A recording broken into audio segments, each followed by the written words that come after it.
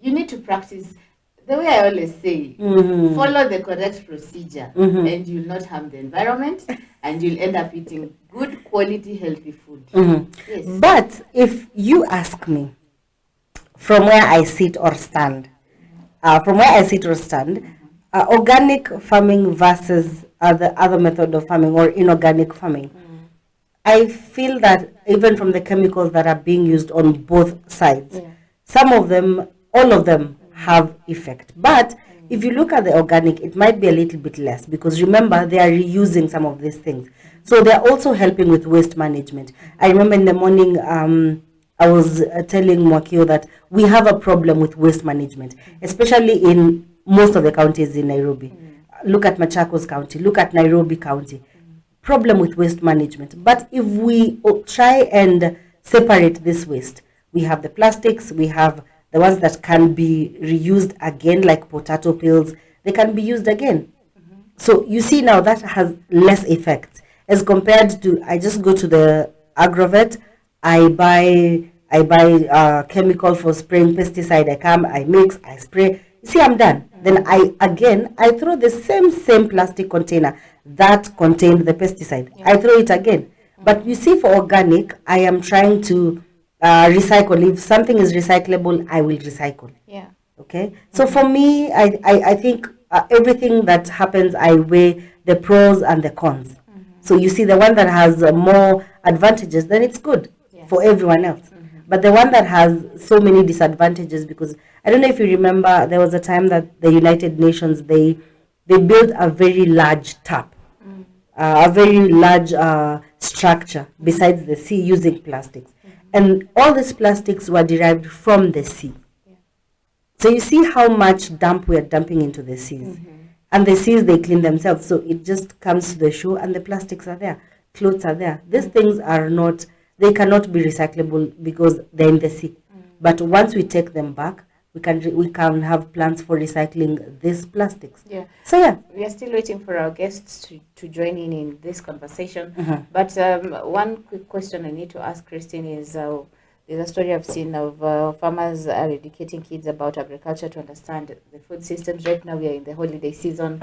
What is the importance of having children participate in agricultural ventures, and why do farmers need to educate their children on safe agricultural practices? It's laying foundation. Okay, and if you allow me, why are you laughing? I haven't yet spoken. I know you are usually passionate about going back to the village. Oh yes, yes, I do. I am. If you allow me, I'll just even quote the Bible. It says, "Teach your child, show your child the right way, and even if they are grown, they will not depart from it." And this is just it. Teach your child right now. Plant a tree. This is what you do with sukuma wiki. This is how you tender for, you just share the sukuma wiki. Ile imekuwa brown, you can't give it to the sungura or the goat. So you're teaching that child. For a building to be strong, if you're building flats, inafika fourth floor, hauwezi eka foundation weak. It has to be strong. So that is what we are doing. We are teaching the future generation, because who knows tomorrow? As I always say, you don't know about yesterday, you don't know about today, and you also don't know about tomorrow. So you need to be prepared every other day. So it is laying foundation, and I think this is the best thing that people can teach children. It is the best. And I actually think it's important for children to be involved in agriculture, because there's a time a colleague and I had visited a farm, was filming a show on horticulture farming. And my colleague had been brought up in the suburbs. So she was like, I was just, first of all, I was doing a recce of the farm to understand what the farmer does. And then she saw the sukuma wiki plantation. And she was like, "Jackie, is this cabbage?" Then the farmer looked at her like, "Are you serious?" And by then she was very serious. You see. She was asking, "Ati ni skuma?" Hii ni cabbage na ni skuma. So you can imagine the generation that we are having now have no idea of even the crops that are grown. They only know when the food is on the table. Exactly. And is even for us as grown-ups, you find that probably you went to school with someone and they went back to the village and they're doing farming. So people will look at that person like, I alishindwa na maisha, akachapa, akaenda kulima. You know, like, and you look at them and wonder, okay, farming is also good. Yes. Farming is actually very, very good. It's not that it is the last option. Huyu mtu alikosa kitu ya kufanya. So once you teach a child that, it shows that this is also a form of, you can have value addition for the sukuma wiki and make money. So you will think outside the box. Yeah. See ati utaenda shule usome hii ufanye hii. There's also something you can do. Even with that education, you can incorporate everything. Yeah, interesting. That's why we have in tomorrow's shows, we'll be focusing on our children, our kids, just to get to understand what they know about our soils. As you know, this week we're marking the World Soil Day, and there have been a lot of activities. One of the activities actually was on revolving around children. They were given a task to take pictures of them playing around with soil, and the best picture of the kid who won was being given a prize. Playing how? Just do anything with soil. Oh, they should do that for you, for adults. I didn't say that. Yes, we're still waiting for our guest to join. There's an interview I had with Danielle Nierenberg, the CEO of Food Tank, on her thoughts about the World Soil Day. So we'll be getting into that interview as we try to link it with our guests so that we get this conversation rolling to know and understand what is organic farming and inorganic farming. Which one is the most effective amongst the two? What are you for? Are you for organic or inorganic? Get to comment on our comment section at A Farmers Media. We are also on our website at A Farmers with a Z at the end. And you can also follow us on Twitter, Instagram, and TikTok and LinkedIn. We'll be listening into that interview by Danielle Nierenberg, the CEO and founder of Food Tank, one of the organizations that is dealing with the food reservoirs. We get to know where our states are at and the state of food security around the globe. Do keep watching Farmers Media. We'll be back after this interview.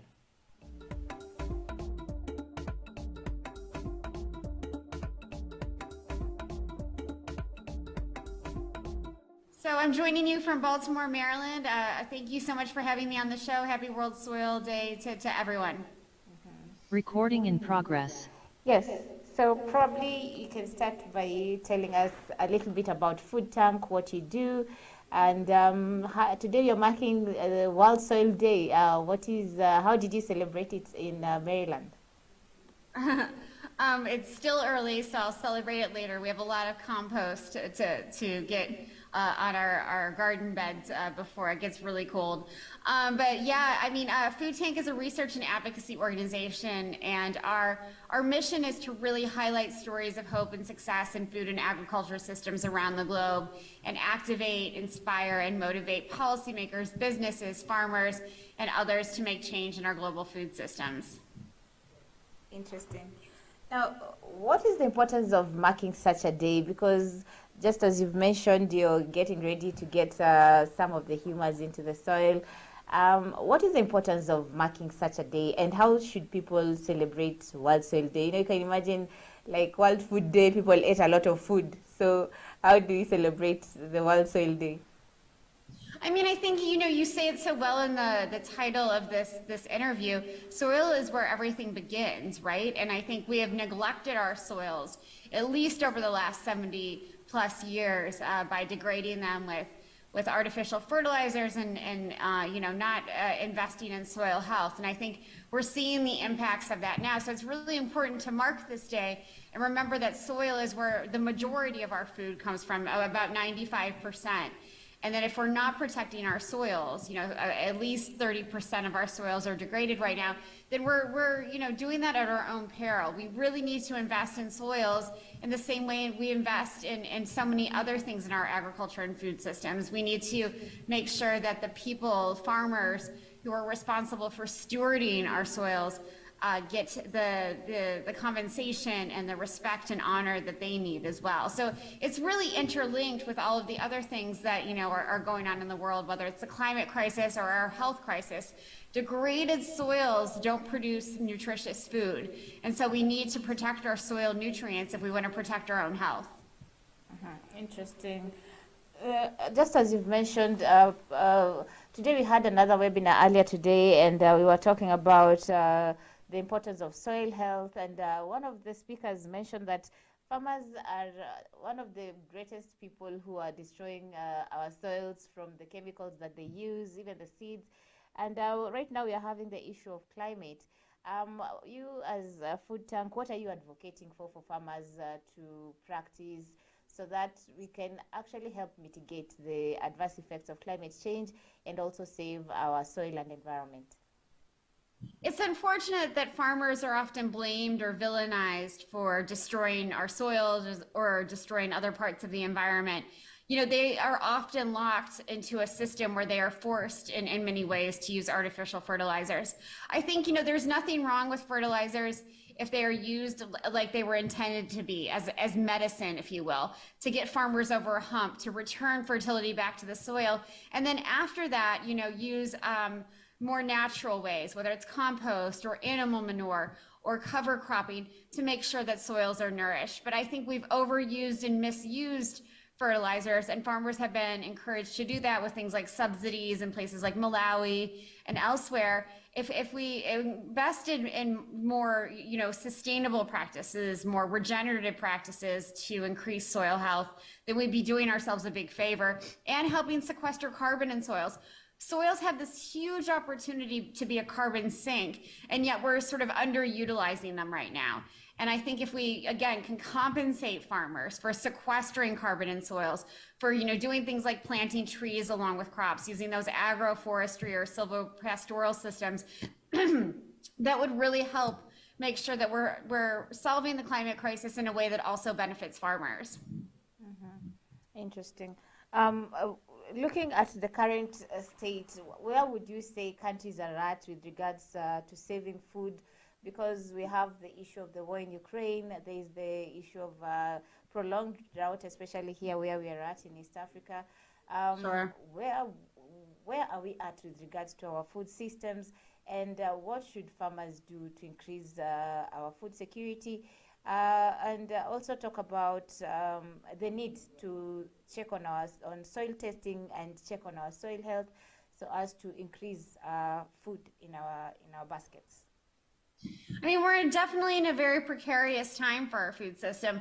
We've, you know, experienced almost 3 years of a pandemic that put a strain on global food production and supply chains all over the world. You know, in places like parts of Africa, you have Ebola arising again, so that's preventing transport of seeds and other things that will help farmers. And of course, you have the Russian aggression against Ukraine with the war there, and you know, that's a majority of where fertilizers are produced, that region. And so it's really putting farmers all over the world in a bind, right? And so I think instead of making a transition to more sustainable practices over the long term, right now we're going to, you know, farmers are going to be forced into making sure that they're using more sustainable practices, because fertilizer prices will be too high, seed prices will be very high, and of course food prices for eaters and everyone will be very high. Ironically, farmers are the hungriest people in the world, even though they produce you know, all of our food. So we need to find ways to help farmers improve soil health in different ways. And again, that's not just relying on artificial fertilizers, that's doing, you know, a variety of things, including growing a diversity of crops. Farmers who grow monoculture crops are less resilient to the climate crisis, of course, but again, less resilient to global shocks like the war in Ukraine. So we need to find ways to invest in farmers. You know, you mentioned soil testing, helping them figure out what exactly the nutrients are in their soils and their particular plots, because soil fertility can really range from plot to plot and from farm to farm and from country to country. So helping farmers get the tools that are necessary for them to make, better decisions around what their particular piece of land needs and what kinds of crops should be grown there. There's a discussion I was having with Noah earlier today about the soils, and I was asking him, which is the best soil to practice farming, and he was like, any soil can do well. Do you agree with that? I do believe that if you treat it right, it will do well. And I think that's just really what matters. And Noah's one of the best farmers in the world, so he knows better than anyone. Interesting. You got me there. I thought you were going to say no. What are the common threats that affect our soils? I mean, again, it's things like industrial agriculture practices that don't take soil health into account. It's overuse of monoculture crops and not letting soils rest or repair themselves. It's, the climate crisis, which is causing drought over many areas of the world, including where you're at in East Africa, as you mentioned. So it's really this sort of cacophony of different things that are affecting soils and making it harder for them to, for soils to repair, to renourish, to restore their nutrients. And so that means it's up to us, as whether you're a policymaker or a farmer or an eater, to really, make sure that you are advocating for soil health. I think when we talk about agriculture and, we get consumed by the climate crisis, that we forget that soil health is really the root of all of this. Kenya recently passed a ban on GMOs.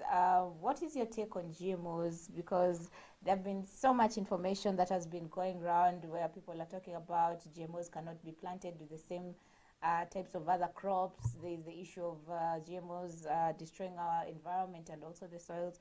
What's your take on GMOs? And do you think Kenya is headed the right way when it comes to food security?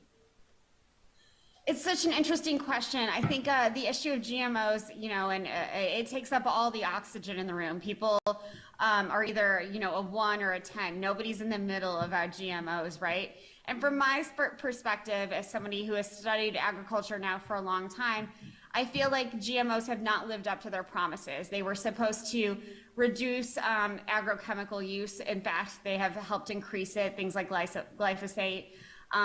We're supposed to protect our environment and increase yields. They haven't done that. In fact, GMO yields are often less than conventional crops or organic crops.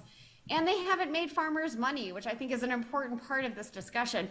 Farmers are locked now in a cycle where they have to buy GMO seeds and then the inputs that go, specifically for those seeds and those crops. And you don't want farmers to get locked into a sort of a vicious cycle that they can't get out of. So if GMOs had lived up to their promises, I'd be a bigger fan.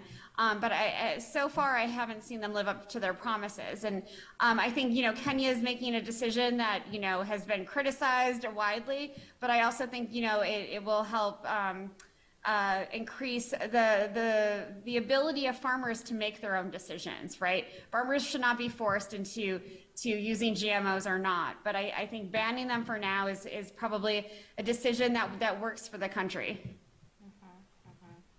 Interesting. Well said there, Danielle. With the current state of affairs and the chemicals that are being used, where would you say our soils how would our soils be looking at like in the coming 10 years? And what message do you have to the world and probably the people in East Africa when it comes to soil health and taking care of our soils? Listen, there's a lot of urgency right now. I just got back from the climate COP in Egypt. The biodiversity COP is coming up in Montreal. It's clear that if we don't invest in soil health, again, we are doing so at our own peril. We need to invest in soil so that we can solve these multiple crises that we're facing. Because if we invest in soils, and that means, having governments invest in them, that means having farmers, making sure that farmers have the tools that they need to really ensure that soil health is protected. These are things that need to happen not by 2050, but by 2023. And I think that's where I really encourage governments and businesses and farmers themselves to invest in soil health now before it's too late. you mentioned that there's a variety of activities that you're planning as you attend or mark this World Soil Day. Probably share some insights on what your food tank will be doing as a way of marking Soil Day, and also your message to every farmer out there on what they need to do to ensure that our soils remain healthy as we conclude today's interview. I mean, our message is, and what we'll be sharing on social media, is that soil is at the root of everything. If we don't invest in soils, we're really sort of shooting ourselves in the foot. We need more investment. And so my advice to farmers, you know, who know how to do this better than anyone, is to find ways to increase their soil nutrients. Whether that's through, again, manure from livestock, growing a variety of crops, composting. These are all ways that farmers, whether they're large or small, can improve soil health. And I think, you know, there's this sort of misconception that big farms can't improve soil health in ways that are sustainable for the environment and for the economy, but they can. And so small and large farmers alike need to know that they have a role to play in this. Thank you so much, Danielle, for making time to join us in today's edition as we mark the World Soil Day, and we are really looking forward to having more sessions with you with matters food and food systems. Probably fill us in on what kinds of meal you eat at Maryland as we eat ugali. Thank you so much. Our message is, and what we'll be sharing on social media, is that soil is at the root of everything. If we don't invest in soils,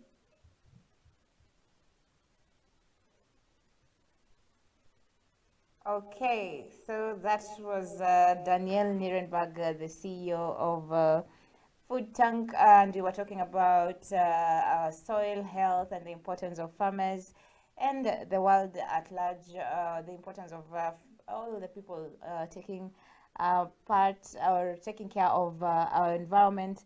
Many people don't even know where exactly this day came from, and I was reading the way this the World Soil Day came about, and yes, it was formed in 2013, but the UN General Assembly, and the Soil Day was passed. Its inception was at the UN General Assembly. The day is usually marked in commemoration of the birthday of the late His Majesty King Babimbol Adulaide. He is the King of Thailand and one of the leading proponents of this initiative. With that brief history of Soil Day, let's each year, FAO encourages youth and adults around the world to participate in a challenge to care for the soil. A recent challenge involved signing a pledge card, planting a seed, taking a photo, and sharing it on social media. I don't know how you guys marked the World Soil Day. Here at Farmers, we took the photo challenge, and we'll be sharing it in our social platforms later on in the day and also during the week as we continue marking the World Soil Day. The soil is very important to any kind of living being because everything begins from the soil, just as the theme of this year's Soil Day talks about. Food begins from the soil, so like you cannot do anything without soil. So there's an urgent need for everyone to take part and participate in checking our soil health. So this has been the special edition of the Evening Farm Drive. Do keep watching our Farmers Media for more shows on this special edition of soil health, knowing your soil. And yes, keep the conversation going on all our social media handles at Farmers Media, on our website at Farmers. We're also on Twitter and Instagram. Land preparation is a very important practice in the farm that ensures good yields from the crops to be grown. It helps against pest attacks and also helps in control of crop diseases in the farm. Its main purpose is to provide the best soil condition which will ensure successful establishments of plants. The steps involves finding the best garden, testing the soil, digging the farm, raising the soil to prepare the seedbed, softening the soil through harrowing of the land to a fine tilth, making the seedbed level, then finally making the drills for planting. The land will be ready for planting.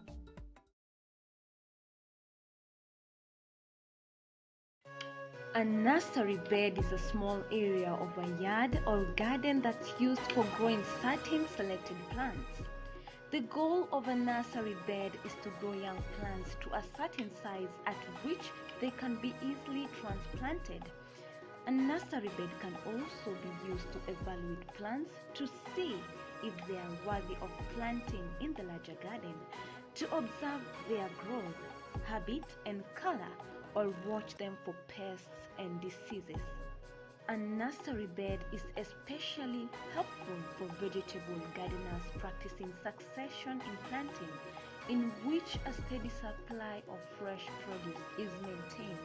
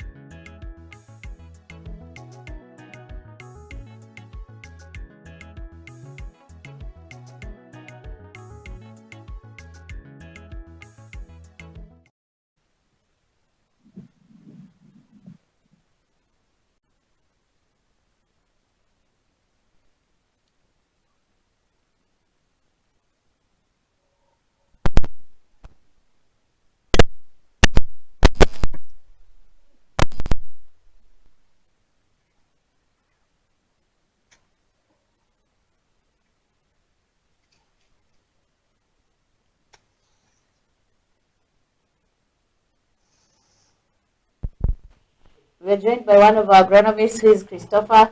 Christopher, thank you so much for making time to be with us in today's edition. Thank you, thank you. How is the weather wherever you are? It rained in Kitengela finally after so many days of waiting for rain. How is the weather like, and how are you marking the World Soil Day? We have not seen some rain so far. And basically, just try to catch up on a few items. Among them is researching and preparing for next year. The planting season, or? Next year has to be different because, as you will recall, farmers have had a tough time this year because of the drought. Yeah. So we need to revisit how we did things this year and try to recoup what we can. Yeah, I'm trying to find if our other expert has joined, who is an expert on organic farming. He's called Oliver. Oliver will be joining us in a few. But we want to have this discussion about organic versus inorganic farming. Which one is effective? Kavundi, you're one of the renowned agronomists, and you've been in this industry for quite some time. Which form of farming would you advocate for, organic or inorganic? I would advocate for an hybrid farming. Which one is that one now? Hybrid is which one? In fact, there's a term they use when they want to convert to organic, they call it confessional. Okay. Yes, because organic farming, for us in organic farming, they all more or less talk of the same thing. Because whatever you are growing is organic. Organic as carbon. The term has also been used for marketing purposes. And we cannot also ignore the issue of climate change. Yes. So to say that you are not going to use certain chemicals, pesticides, is a statement that requires a lot of investment. And as I've always said in previous shows, that I normally give honest opinions. Yes. Organic, to be able to produce organically would mean that you will take years of investment. It's not something you wake up and you say that I am now organic. Yeah. Especially for horticultural crops. Not unless you are doing just one vegetable for your home garden. But on a commercial scale, to me, is something that is a very tall order. Yes. Interesting, interesting. So in short, you're trying to say, as much, before I even get to that question, is organic farming healthy? Like most people believe that when they consume organic foods, they are eating healthy meals as compared to the conventional way. To me, any activity that is considered healthy has potential of being poisonous. You're always controversial, Kavundi. Yeah? No, I'm not. Because if you eat excess of organic foods, excess of any food, you'll suffer health problems. Really? Of course, there is the issue of bloating. There is the issue of you know all this constipation. But even if you grow with chemicals, the ones that are banned in organic, use the fertilizer that they don't recommend in organic farming in the right way. The issue is the right way of safe use of these chemicals and pesticides. Yeah. And food safety focuses on basically that. Yeah, very interesting.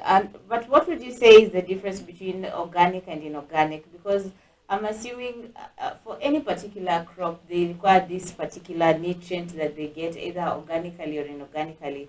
What makes that difference between organic and inorganic? The only difference is the chemicals they use, the seeds they use, and how they have been produced. Yeah, because organic, to me, I've had a chance to operate and under both, and also being involved in certifications of both, is just the chemicals. Okay. Yeah. Does seed really matter when it comes to organic farming? Like, do all seeds work well with organic? They do. All But of them? yes, but the, the process of developing the seed, I mean, of multiplying the seed is what matters. Because if you are targeting to go organic, you need a seed which has not come in contact with any chemicals, any fertilizers that are not required. Yes. So apart from the health factor of the food being healthy from organic farming, what other benefits do farmers tend to get, the ones who are practicing organic farming? For those who have gone through the whole process, the only benefits I have seen farmers get is getting bonuses from the market. But also the environment, because organic farming has an aspect of soil conservation and environment protection. Inorganic farmers tend to just go for the profit.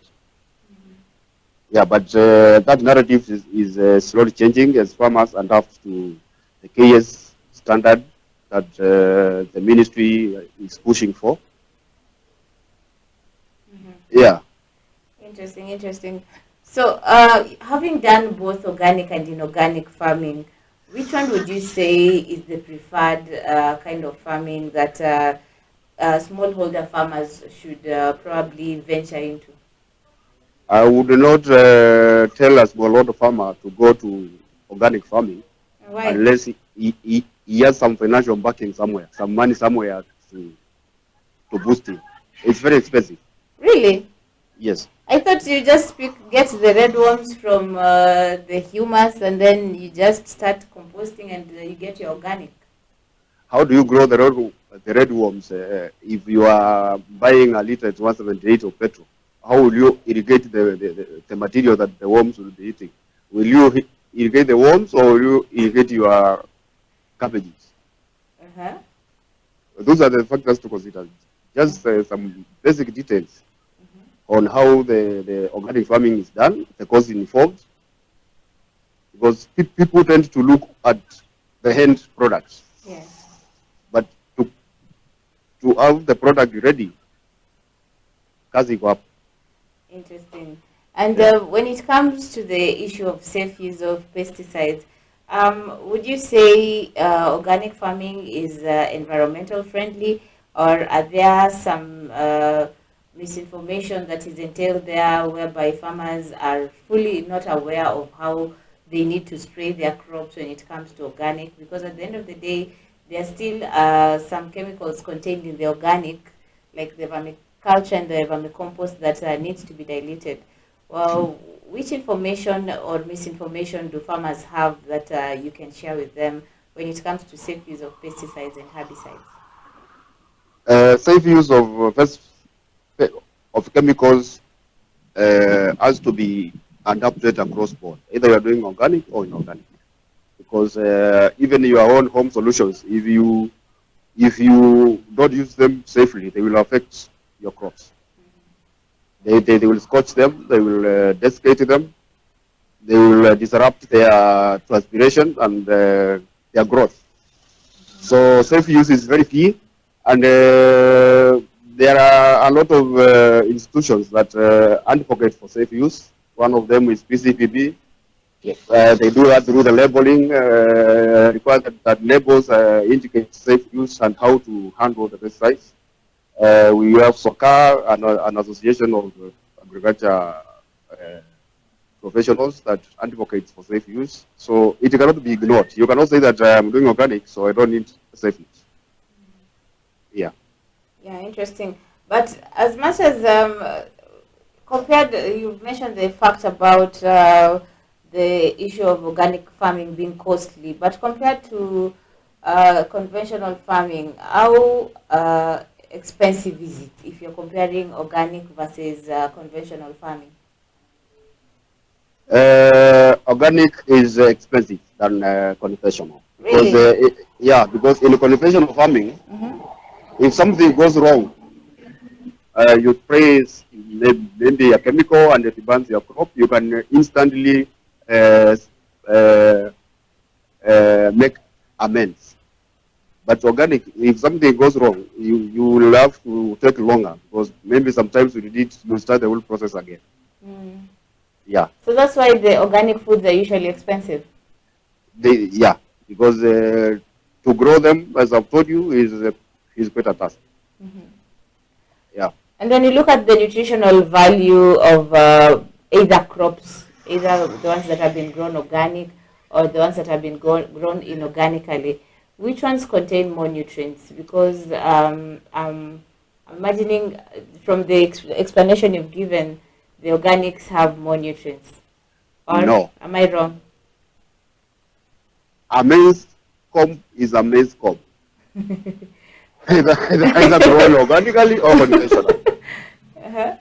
The potassium in a roasted maize, if, for example, if you go to these guys who roast maize, will you be able to say that this maize is organic, this is not organic? Probably Because from all the food taste. ends at the table. And the cooking is the same. Or those that are consumed raw as per the nutrients. And the physiology of a crop, I mean the nutritional aspects of a crop, it struggles with the nutrients it receives. And it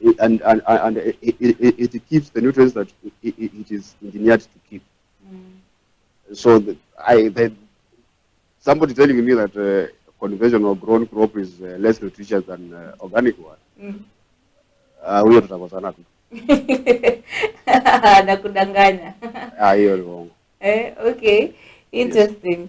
Lastly, what are your thoughts about regenerative agriculture? Because we've been interviewing a lot of people on the state of our soil and what needs to be done in order to rejuvenate our soils, because most parts of our country, the soils are depleted.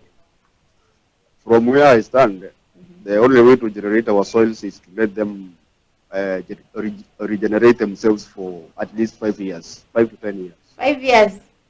Yes. Unajana nayo inajirudisha nyuma tu, ni kama tu haijawilimwa. Because so long as you're working on the soil, so long as you are disturbing the soil, you're exposing it to erosion, you're exposing it to heat, you cannot say that there is any regeneration taking place. So if it were possible, people can abandon just not the whole farm, but a section of the farm with time. It regenerates. Inajirudisha yenyewe. Oh, okay.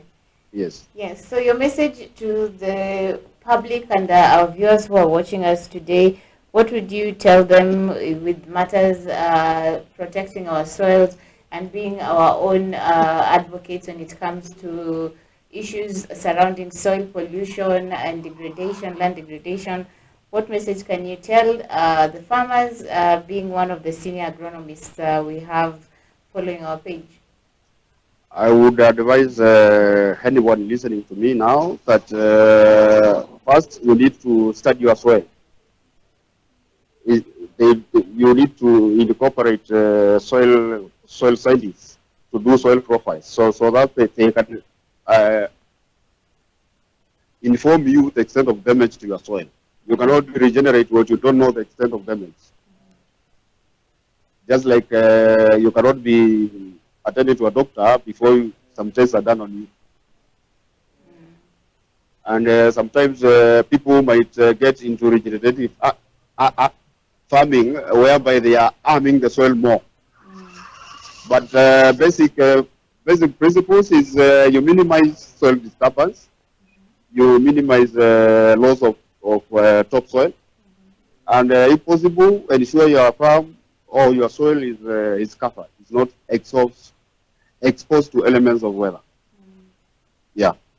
Interesting. Thank you so much, Christopher, for making time to join us in today's edition.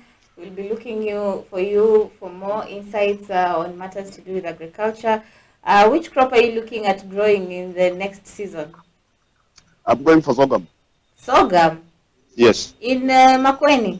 yes. Does it do well? It used to do very well until people abandoned it for hybrid maize. Hybrid maize. Really? Sure. How many acres? Eh? How many acres do you want to do of sorghum? Hiyo ni siri. Ai, asina kue. Have the mangoes grown? The mangoes are, even the people have sold. People are selling. Yes. How much per kg? Or A per kg. sack? Siku hizi unajua ni kunegotiate. Mmechanuka. Sio wakati ulikuwa unapeana tu ovyo ovyo. Yeah. But this year they've done well. I'm assuming the climate in Makueni is okay. No, in fact, the drought has affected a lot, and most of the orchards, some people have lost their orchards. So, Wow. But tunapambana. Ni vizuri. Wacha watu wapambane. Hiyo ndio maisha. That's how life is.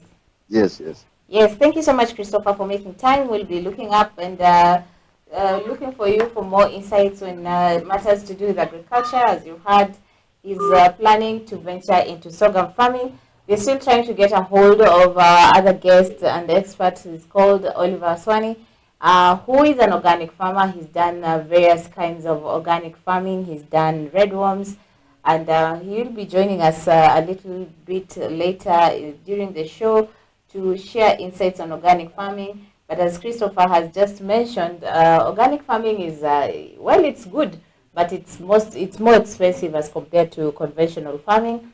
On matters to do with nutrition, Christopher says there is no difference between organic and inorganic farming, as people do not know. You cannot really tell whether a crop or a fruit has been grown organically or inorganically.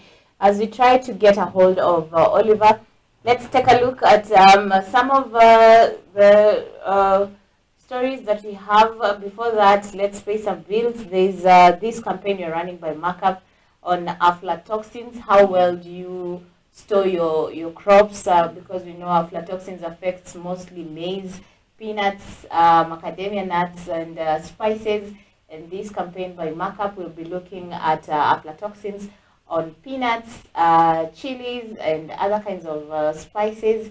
And we want to understand what really is the cause of aflatoxins. As you know, aflatoxins erupts from soils, and it continues evolving if a crop does not get stored and dried in the correct temperatures.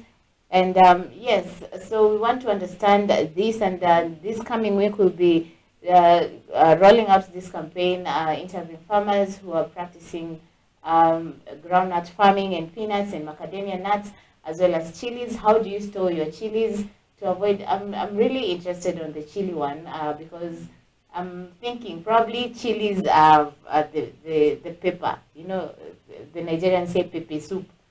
So how does aflatoxin affect the chilies and the different kinds of herbs and spices? What are the correct temperatures for storing some of these products? We'll be taking a quick breather as we look at this Markup campaign.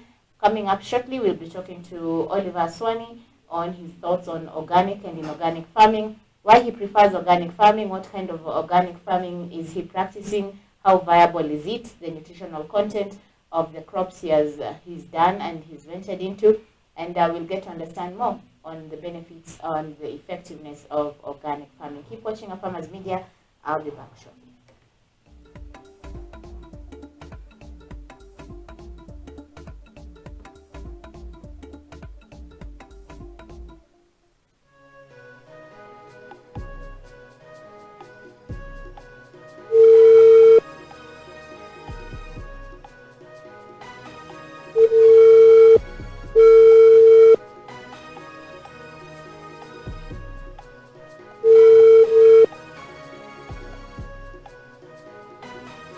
Jackie, it is not connecting.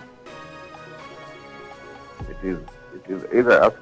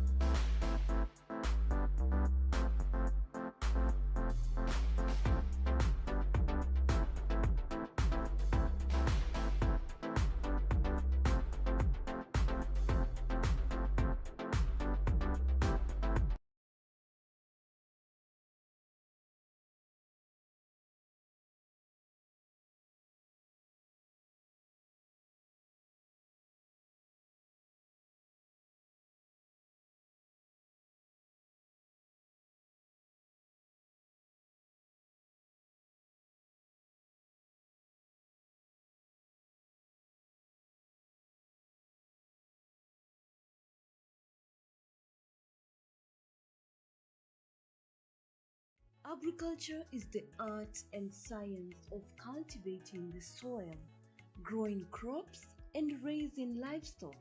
Agriculture provides most of the world's food and fabrics. It is not only a source of food and income, but also creates employment opportunities for many people in the world. Over 1 billion people worldwide work in agriculture, generating 2.4 trillion for the global economy. The global impact of farming on the environment is revealed that 40% of the Earth's land is now given over to agriculture. Agricultural development is one of the most powerful tools to end extreme poverty, boost shared prosperity, and feed a projected 9.7 billion people by 2050. And we, the Our Farmers Media, roll the carpet for you as we welcome you to our thrilling farm visits to different farmers that educate and inspire you in different sectors in agriculture. Catch us also on our shows on all our social media platforms as we bring you educative and informative information that will help you learn and guide you on your agriculture journey to success. Our farmers attain knowledge and grow profits.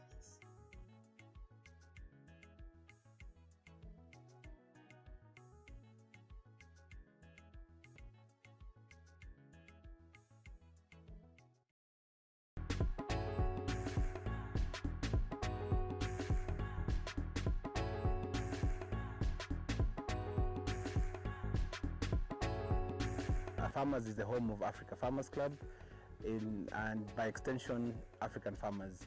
The whole idea behind farmers is to transform the image of an African farmer from a producer into an agripreneur, somebody who actually does not think about how to produce onions but how much is going to be used to produce onions, and so that way then they can be able to transform their vision, they can be able to look at their farms as businesses, and they can be able to know when to engage with the market. What we have done is that we have developed a hub where farmers bring their information, bring their questions, their challenges, and other farmers are there to come out and help. Facebook has not just been instrumental, Facebook has been a working partner for myself as well.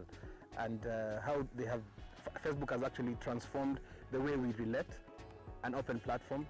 My background is in tech, and I know you cannot build a platform that can reach out to so many people. Initially, it was just a few farmers in 2 counties, Machakos County and Kajiado counties, but now it has transformed. We have a stronger membership from Nigeria and Zambia than even Kenya itself, And the reason behind this is the messages I get from different farmers across Africa. And then something interesting came to my mind, and I thought about using the camera. Every time I visited farmers, I would be able to post in the community, in the group, in my own profile, and just share the story of the farmer that I visited. And then I asked myself, why wouldn't I get this information, develop it in a way that other people can be able to benefit? If we go for a training, how do we capture that so that those who are not, the farmers who are not able to come for that training can still benefit? And hence the birth of Farmers Media. Our mission as an organization is to help farmers, African farmers, to attain knowledge and grow profits.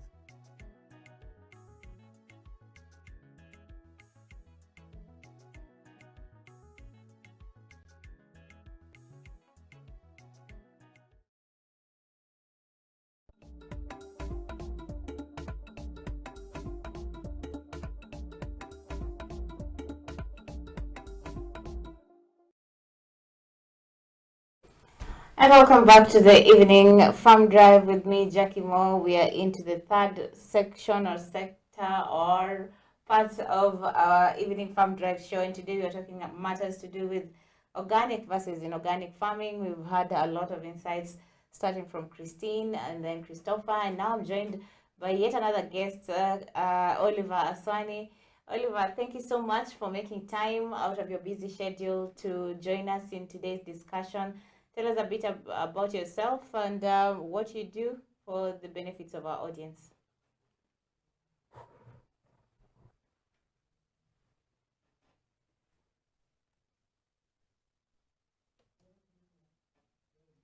Oliver, can you hear me?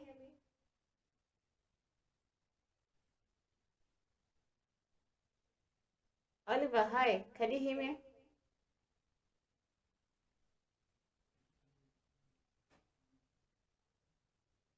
Yes, you're trying to get a hold of Oliver. Probably some sound technicalities, but we'll be having this discussion once you get the sound.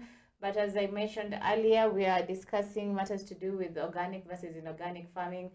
I don't know why most of the foods that are organically grown are usually expensive. Because from the discussion I've had with Christopher, is there's no difference, nutritional difference in crops that are either grown organically or inorganically. The nutritional content contained in all crops is the same. So I don't understand why the produce that comes from organic farmings are usually expensive. We are trying to get a hold of Oliver. I don't know if we have his sound so that we continue with this show. Director, do we have the sound?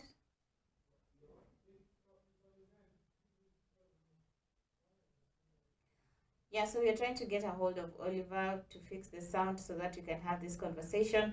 But as I mentioned earlier, the world marked the International World Soil Day on Monday, and there have been an array of activities ranging from the best photographs that have been taken this year during the World Soil Day, from speakers, different speakers talking about the status of our soils.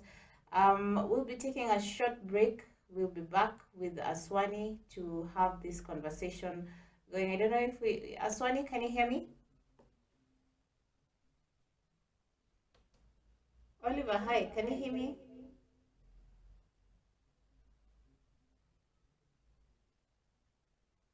Right, we can't get to Oliver Jackie, now cannot you can hear hear us, so we will be trying to get a hold of Oliver to have this conversation on organic farming. What are your thoughts and comments? Keep posting on our social media handles at Farmers Media. We are also on Instagram, Twitter, LinkedIn, and TikTok. Keep that conversation Jackie, going. can you What hear is your me? take on organic versus inorganic farming? Which forms of this farming is viable? We'll be taking we are trying to get a hold of Aswani. Aswani, can you hear me? I can hear you. Can you hear me? Yes, I can hear you now.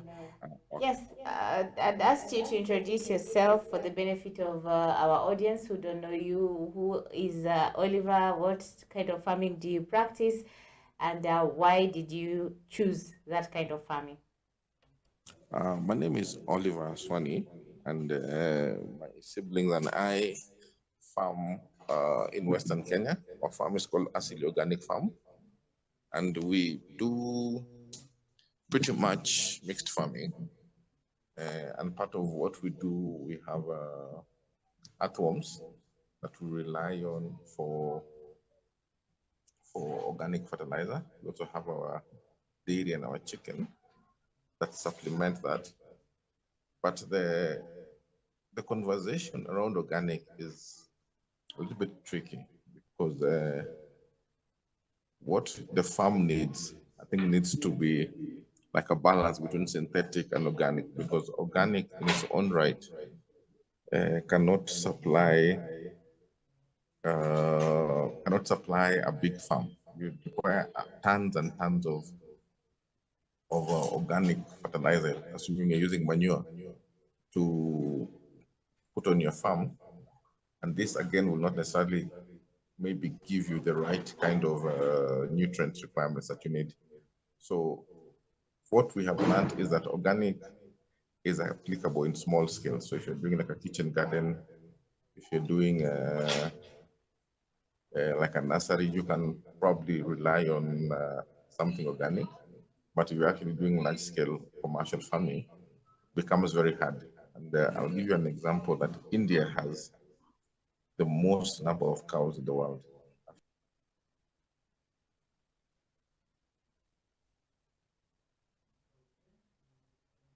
Uh, so somebody had tried to dial me. But where India is right now, they still have to depend on synthetic fertilizer because the cows that they have, even if they were to collect all that manure, would not suffice. But that aside, we have learned from our earthworm farms that we're able to collect vermi-liquid, where when we have the earthworm beds and you run water through them, the water that seeps through, we're able to collect the liquid that has dissolved the very rich fertilizer. It's probably one of the best organic fertilizers that there is.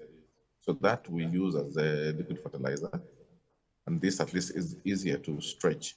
What we're trying to do also on our side is just now to check and see, can we then test to see what sort of nutrient quantities are available with this kind of organic fertilizers, because then it helps in informing you, knowing what exactly are you adding or what shortfall are you going to experience. Separately, we will also had a chance to work with the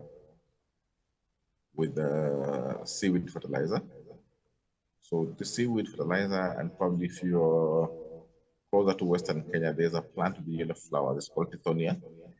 Again, that would also give you very rich nitrogenous fertilizer, and it works very well either as foliar or liquid fertilizer. So this one's able to stretch you a little bit further and cheaper than what manure would do.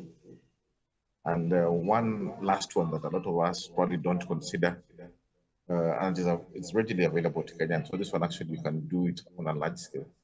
There is a rhizobia, what we studied in school as nitrogen fixing bacteria.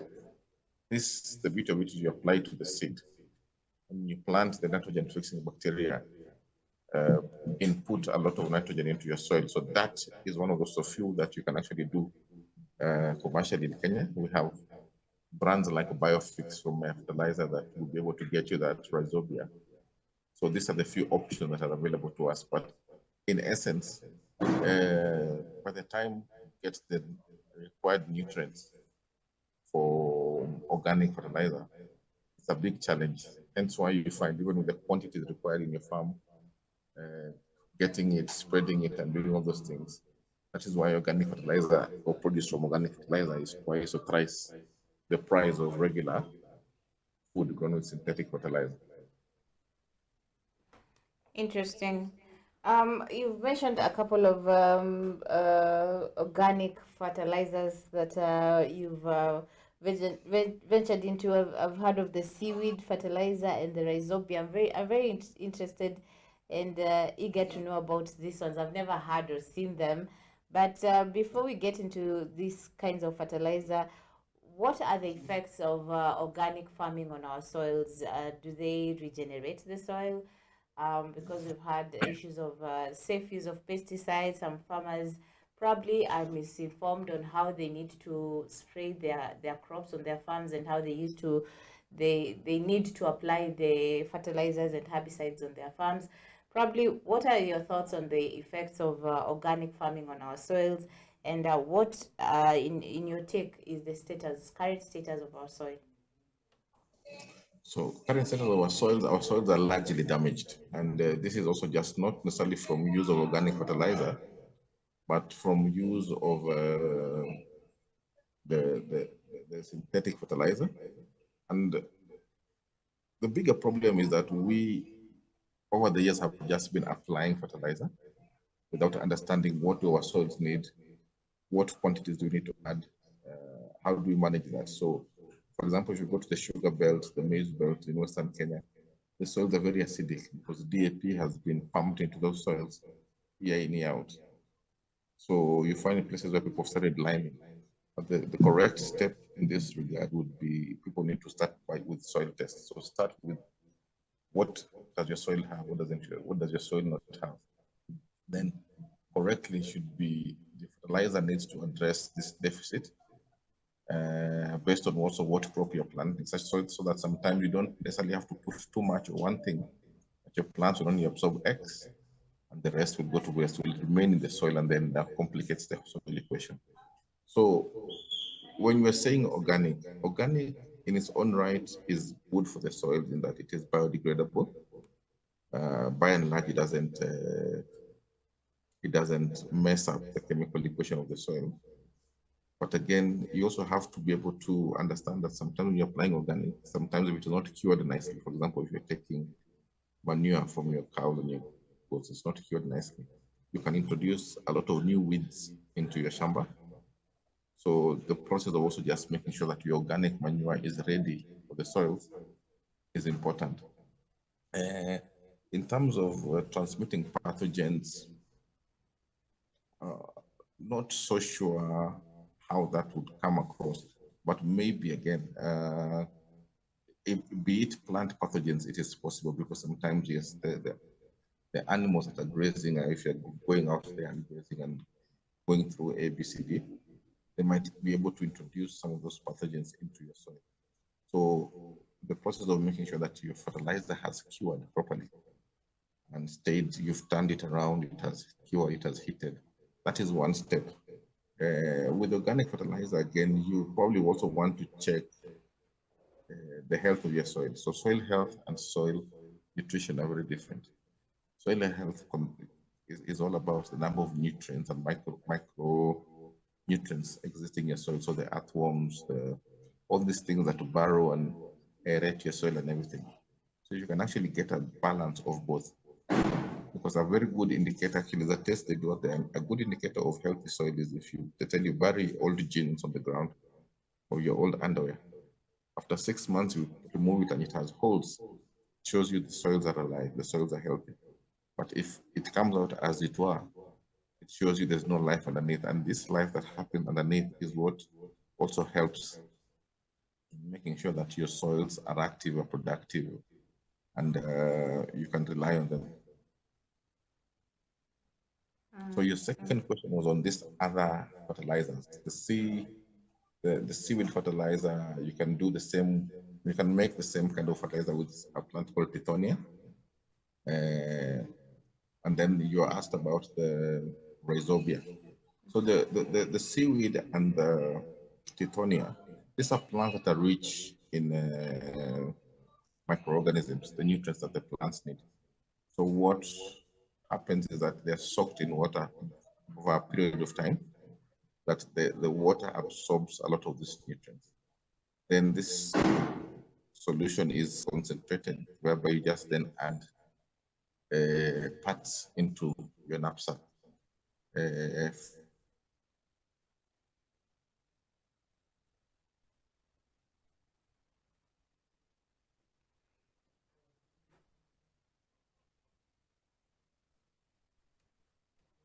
Yeah, Oliver is having some challenge with the internet. We'll be trying to reconnect with him to continue this discussion, but he's raised some very interesting pointers. I didn't know actually there was a difference between soil health and soil nutrition. This is a topic I'll explore in tomorrow's evening fund drive edition. And as also mentioned, for you to really know if your soils are healthy, you can try bury one of your old jeans, and after like 6 months, if the jeans gets holes, then that means your soil is healthy and is rich in humus. If it doesn't, then it means your soil is not healthy. I think we've reconnected with Oliver. Let's bring him back to continue the discussion. Oliver, you're telling us about the various organic fertilizers, and you are gotten on the rhizobia. So the rhizobia actually is, like here in Kenya, the Nairobi University has produced the rhizobia, and it's for different legumes. It's specific to legumes. So you find the rhizobia we have for beans, for groundnuts, for lucerne, for dengue, and a few other things. So what the University of Nairobi did is was able to isolate this bacteria, and working with Mare fertilizers, they have been able now to reproduce this rhizobia. Goes into a pack. I think a pack for enough. What is enough for an acre could be about 300 shillings. And once you apply it on your seed, then you plant, and it does. If you compare what has the rhizobia and what doesn't have the rhizobia side by side, the difference is quite significant. So I think where we have options available to us in terms of what can we or what can't we do in terms of organic fertilizer. But we need now to put the word out that these are the options. So when the bean planting season is here, people need to be looking out for the rhizobia, where people have that tithonia or you can access the seaweed. Again, they need to be able to see if they can formulate for themselves. It's not hard, not a hard process. And it will be able to save lots of money and reduce their inputs in the farm. Interesting. You've mentioned about most of the organic farming cannot be practiced on large scale farming, but as you've just explained, the organic farming could be a healthy way of producing foods, because at the end of the day, the world needs healthy food. What needs then to be done for more farmers to get involved in organic farming? Because myself, I was only aware of the earthworm and redworm farming. I didn't know about the seaweed and rhizobia. So what needs to be done to have more farmers get involved in organic farming? I guess one, an informed farmer is an empowered farmer. I think part of the biggest problem we have in Kenya is that a lot of this information is domiciled in silos. I know that, the next person knows that, but the people, larger community who need to know that are not aware. So one, they need to be shown what are the benefits of organic farming. But I want to point out that organic farming probably will not exist in isolation from synthetic farming, because the synthetic fertilizers probably contribute 60, 50, 60, 70% of what we require. And so, cognizant of the challenges that organic fertilizer in its own right probably will not necessarily get you if you're looking for 23, 23, 17 of something, the nitrogen might be 5 or 6% compared to the synthetic fertilizer. So pretty much what you need to do is just to try and balance the same. You use your organic where possible to help regenerate the soil, because it has the the organisms that live in the soil and everything that the soil requires. You can use that to supplement and just make sure that your soil is healthy. So for me, my thought would be organic fertilizer can be applied to increase soil health, and then the synthetics do compensate for soil nutrition, which are two different things. Well said. Now, there's the issue of safe use of pesticides and herbicides. And as much as we are trying to make organic farming look quite an easy kind of way of practicing agriculture, is there a particular formula you can say that farmers need to use while applying the organic fertilizers on their farms so that they don't harm the environment as well as the crops? That they are biodegradable. By and large, they will not harm the environment. But the bigger danger of organic, like I mentioned earlier, is that the possibility of introduction of weeds from, especially if your cows graze far away from home, and you do not ensure that your fertilizer has cured properly. So, and curing properly is that when you put your manure, for example, to rot and do everything else, it produces a lot of heat, and this heat in itself then kills those seeds. But if you maybe are in a rush or you don't let it settle down nicely over the required time, some of these seeds that have been eaten by your animals then become introduced as weeds, and some of these weeds are quite hardy that you might find a problem in your farm. So it is hard to say that the organic manure will probably damage your soils. It won't, because it will, over time, it will just naturally degenerate and be absorbed in the soil. The problem is you making sure that you do not have rather that it has cured properly, that it does not introduce new unwanted seeds or weeds into your farm. One last question is on the nutritional value and benefits that crops tend to get from organic farming. Would you say it's different from conventional farming? And talk also of the various ways of preserving the vermicompost or vermiliquid that you get from the organic ventures. How long can it last in a shelf? What is its shelf So life, and how can farmers preserve if I'm getting you right, the the nutritional. culture in vermicompost?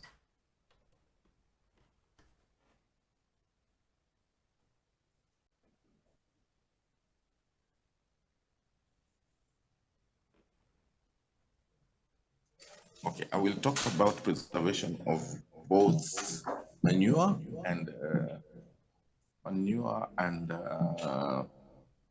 vermiliquid. So with the manure, I think once you have cured it nicely, I've seen people who are able to put them in bags and store them. Uh, Challenge would be to avoid it getting rained on, because then the nutrients will definitely seep out. And then you will just remain with the mass, but not necessarily the nutrients. So other than where you can prepare and you don't necessarily have or intend to use it immediately, you can store it.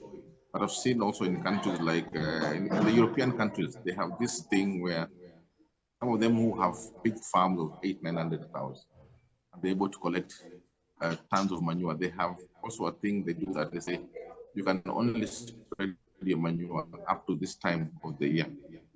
So they have a schedule within the European Union that guides them as to how late into the planting season can, rather how early before the planting season can you spread manure onto your farm. So those, they have their own reasons. I think here we do it differently.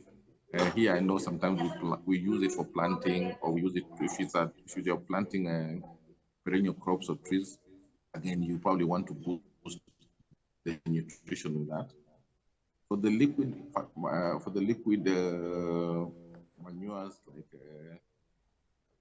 like vermiliquid and the seaweed and everything, I think once they have been bottled, they remain good for a few many months, if not a year.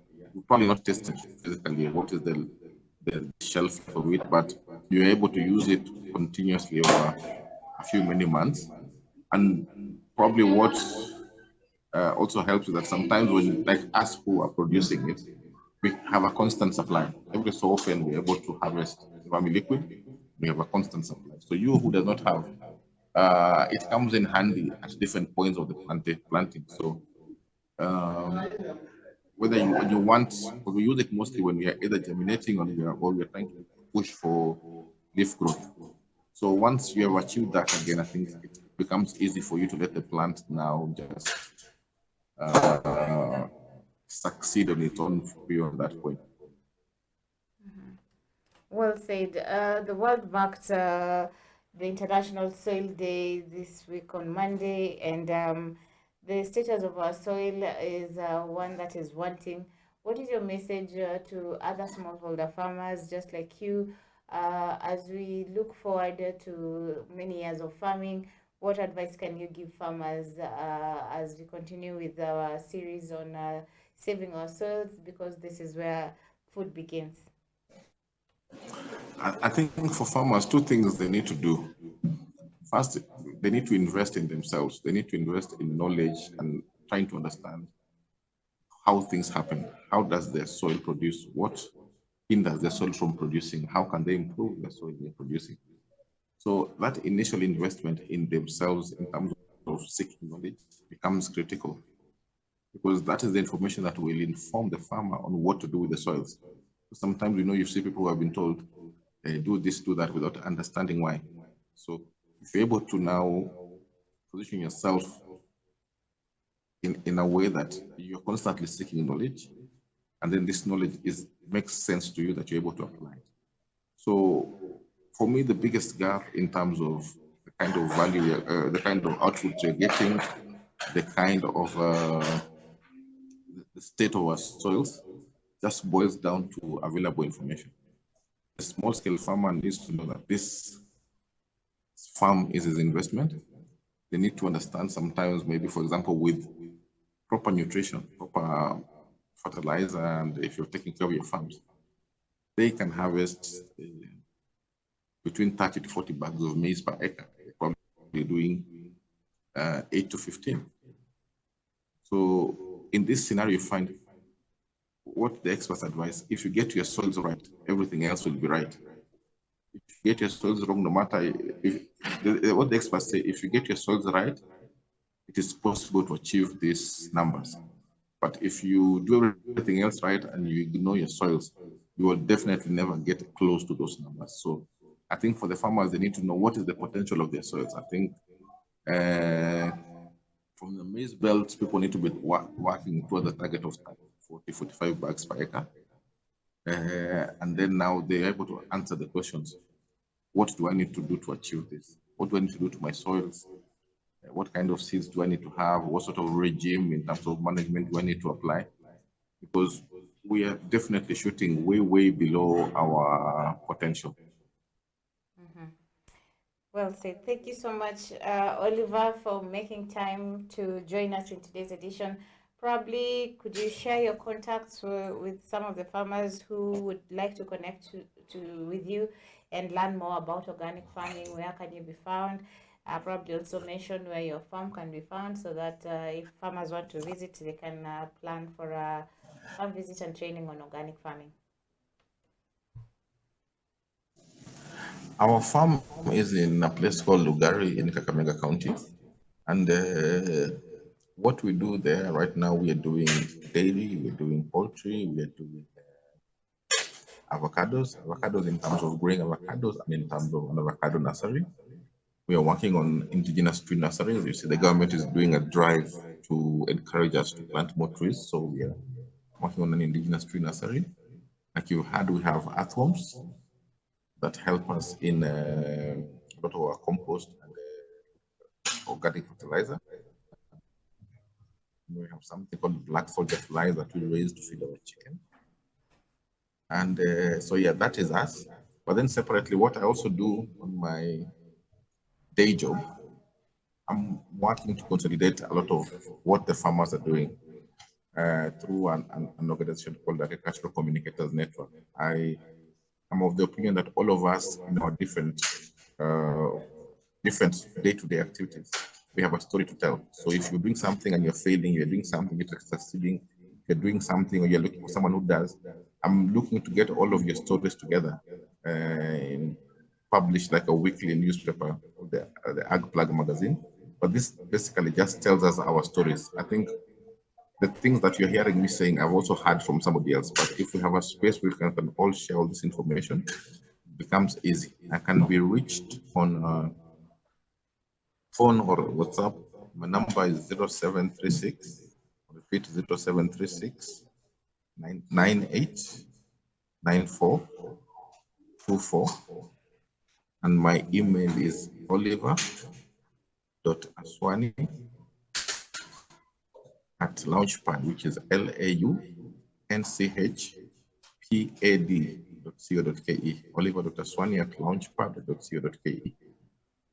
Thank you.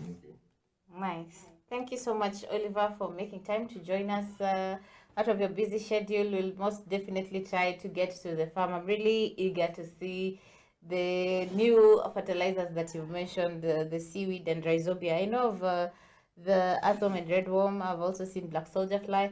I'm yet to see the seaweed and rhizobia, but thank you so much for joining us. We'll be sure look up for you sometime ahead for more shows and interactions on organic farming. Thank you very much, and Merry Christmas to everyone. And it's early in the month. It's still early. But thank you though. Yeah, we are also in the celebratory mode of Christmas.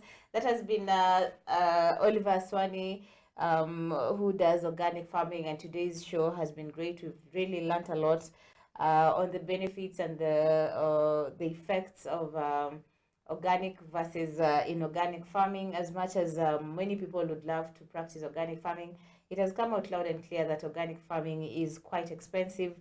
the infrastructure and actually the liquid that you get or the compost that you get from organic farming is way too little for large scale farming. I hope you've learned a thing or two. Like I've learned about the seaweed fertilizer. I'm really interested. I'll be looking up for Dr. Mokio, to educate us more on seaweed farming and rhizobia. He's the one who is usually kind of the researcher in the house, and I'll try to get him to train us on seaweed farming. That has been the evening drive. Thank you so much, our dear audience, for joining us in yet another edition. We'll be sampling some of your comments. But before I go, as you know, we are in the holiday season, and Athi Resort is here with us, and they are calling on people to go visit the resort. There's a lot of facilities that you can get at the resort. Good food, good vibes, good ambience. The scenery is just on another level. That is one place that you wouldn't want to miss visiting in during this holiday season. The resort is located in Athi River, and yes, conference facilities if you need. There's ample parking space, and it's all Wi-Fi enabled. There's also a place where for a place for children to play. There's also a swimming pool for those who love water. So some people like Christine. Christine asked me in the morning, Jackie, can you swim? And I was like, oh, I do the Red Sea. Yeah, so that has been the evening drive. I hope you've learned a thing or two. We'll be sampling your comments and answering to and responding to most of the comments that are coming through. I've been your host, Jackie Moore. Let's do this tomorrow, same time, same place. Goodbye for now.